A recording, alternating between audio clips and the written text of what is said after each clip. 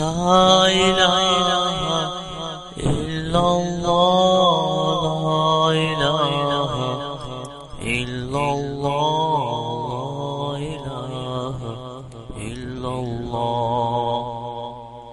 بسم الله الرحمن الرحيم.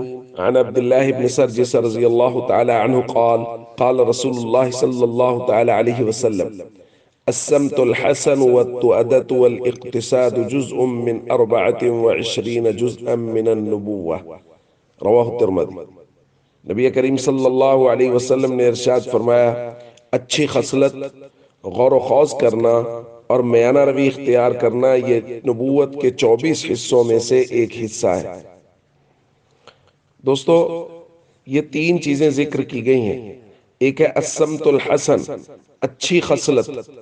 اچھی خصلت یہ ہے کہ اگر کسی نے احسان کیا ہے تو اس کے بدلے میں احسان کیا جائے، اور کچھ نہیں تو کم از کم اس کا شکریہ ادا کیا جائے، اس کو جزاک اللہ کہا جائے. اور اگر کوئی آدمی بدتمیزی کرتا ہے، زیادتی کرتا ہے، دکھ دیتا ہے، تو اس کو معاف کرنا، برداشت کرنا. یہ ساری چیزیں السمت الحسن میں آتی ہیں. دوسرا ہے التؤدہ.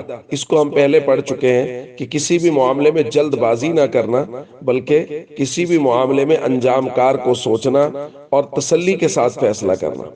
اور تیسرا ہے الاقتصاد، میانہ روی اختیار کرنا، یعنی بین بین چلنا. ایک وہ کیا کہتے ہیں ہمارے یہاں، پل میں تولا اور پل میں ماشا.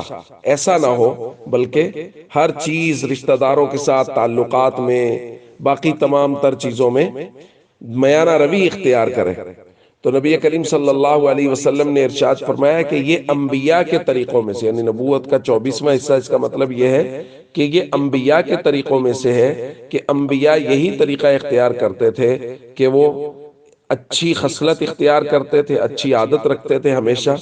اسی طرح وہ ہر کام کو غور و خوض سے کرتے تھے اور میانہ روی اختیار کرتے تھے. اس لیے ہم سب کو چاہیے ہم لوگوں کے ساتھ محبت اور پیار سے رہیں اور تمام تر امور میں میانہ روی اختیار کریں.